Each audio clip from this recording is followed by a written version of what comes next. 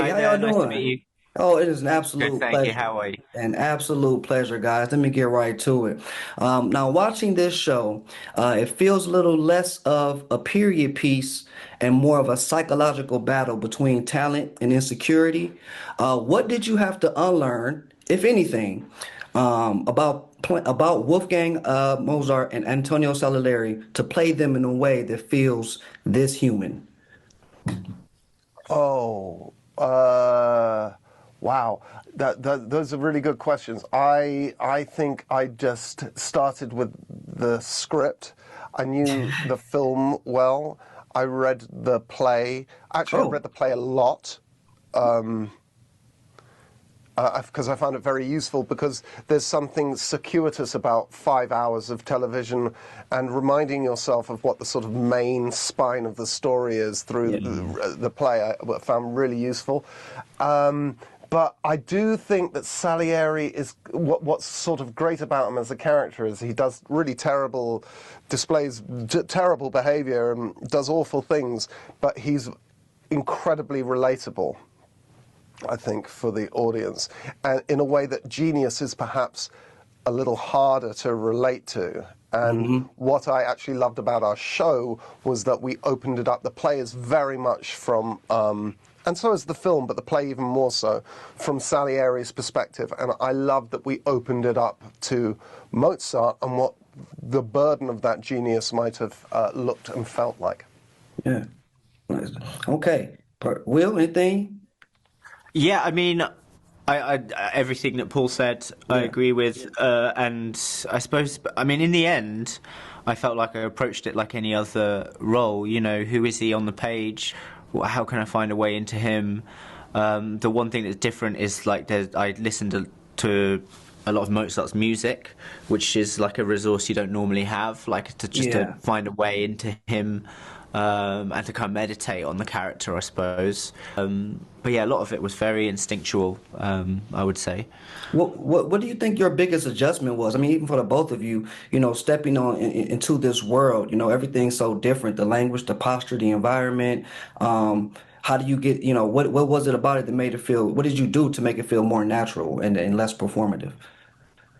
Well, I feel like the language is a hybrid of modern and period, language, and obviously it's English, and it wouldn't have been English. Yeah. So to a degree, and the story is a fictionalized version of the truth. So in every sense, you're sort of trying to find truths in a kind of like untruthful setting. And I think, as Paul said, the interesting thing about a 5 hour shape is there's a bit more space for exploring these characters' kind of domestic lives. And, from my perspective, it was interesting.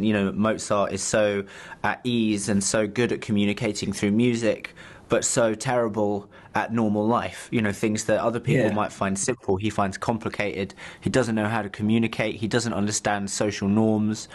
And trying to sort of, I suppose, in each Like most scene, people, figure, like a lot of people yeah, nowadays. Yeah. yeah, yeah. Like just figure out what are they trying to achieve? What do they want? How are they feeling? Like those sort of the human interpretation of what's going on. Yeah. And for Mozart, a lot of the time, it's kind of like he has this unshakable belief in his music. He thinks it's objectively great. So I found that a lot of the time, for him, it was sort of like he was trying to get the stuff in the music's way out of the music's way, so Yeah. it could be heard by as many people as possible.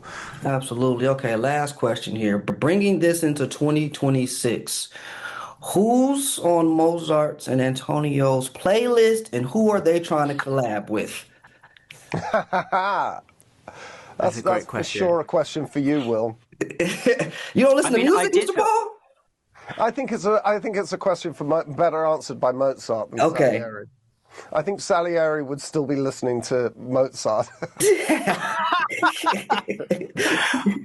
I felt what I will say is I felt like Mozart's music is so various And so there's so much variety, like tonal variety, that I like to think that if he kind of Bill and Tedded into the present day, he would actually have time for every genre of music. And, he'd be like really fascinated by like prog rock and like, arpeggio sequences in prog rock. And then he'd be like, wow, the rhythms in hip hop are extraordinary. And he'd just be like hungry and curious to sort of eat, drink and learn all of it, was my feeling. And it was interesting, like breaking down the pieces, like you could see his influence on pop music. I felt like often you'd see these like chord structures that were like, oh my God, that's just all pop music now. Yep, absolutely. I think he would have been fascinated by jazz.